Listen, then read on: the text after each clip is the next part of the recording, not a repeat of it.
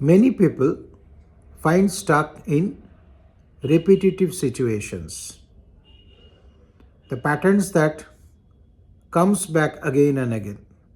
Sometimes in relationships you often find that things are absolutely the same. In the beginning there are certain good period, then there are problems, and then gradually it becomes bitter for both the sides. Sometimes in life also we see in emotional states you are suffering from like anger issues. You seem to be like controlling things, learn certain management mechanisms, but then when the situation comes that you are unable to, the pattern repeats itself. Often you see in life events also, there are in career also you find out that it is always the same thing that is coming back again and again and again. Now these patterns, why they repeat, we need to understand that. So when you look at things, what is not finished tends to be repeated. This is a psychological perspective. We know that if we are not aware of something, if we have not completed a pattern, it again and again it comes back.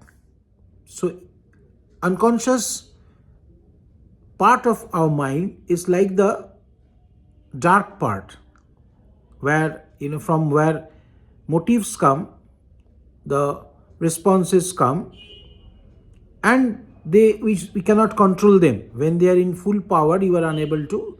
Your conscious mind is very small part, so it does not have the capability to control the unconscious desires or motives. But the only way you can transform it is by becoming aware of the situation. So your unconscious patterns continue to repeat until you understand it. You understand from where it is originating, and thereby you are not reacting against it. Rather, you are ready for the situation to crop up, and you will be taking your deliberate response, which means you will work it out so that you become a different person. And then that pattern does not have any meaning.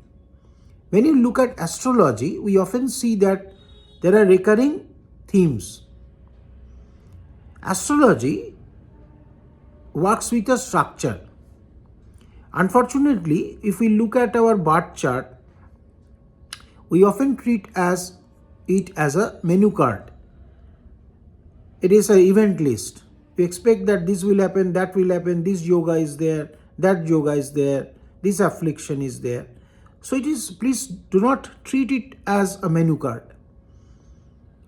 It provides a structure along with tendencies. You look at planets like the afflictions on moon, maybe some malefic influence on moon, where your Rahu is placed, where your Saturn is placed, where your Ketu is placed. So from there you can have a general understanding about the kind of situations that may crop up in your life. Then there are Mahadashas.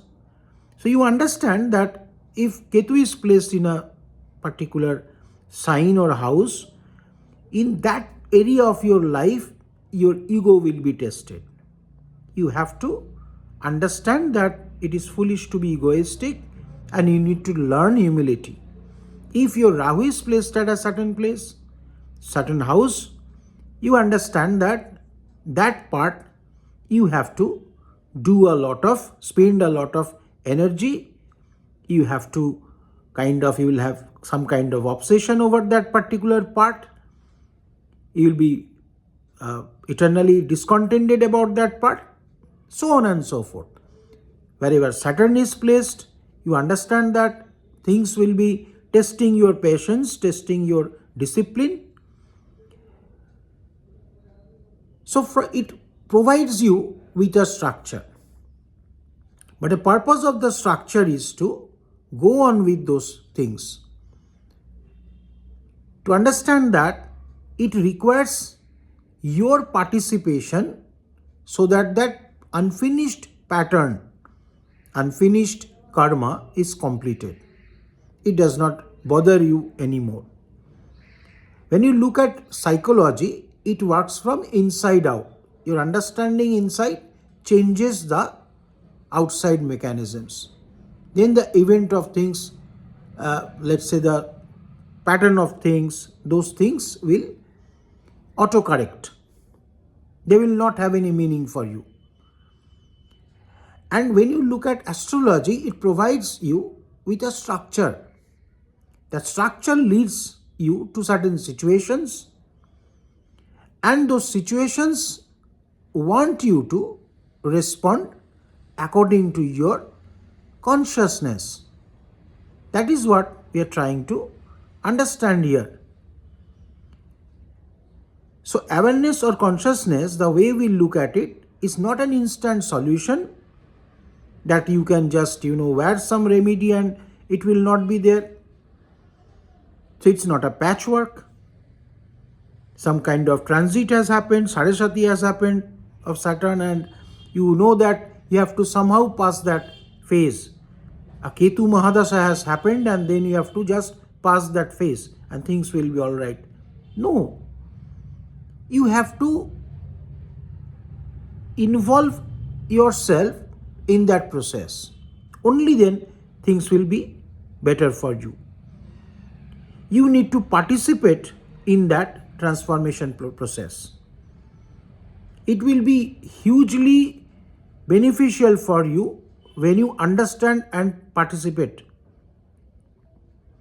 At the end of that phase, transit or Saraswati or let's say a Mahadasha, you will find that you are an evolved person, you are a different person, and then you are no longer afraid of it.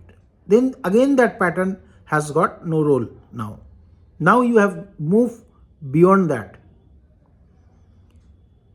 So astrology, psychology, there is basically, it is both are taking you to your evolved self. So when you look at things, how to go beyond the recurring patterns, which seems to be waste of time for you, you understand that it is not an instant solution you are looking for. It is not a avoiding mechanism that you are trying to play here.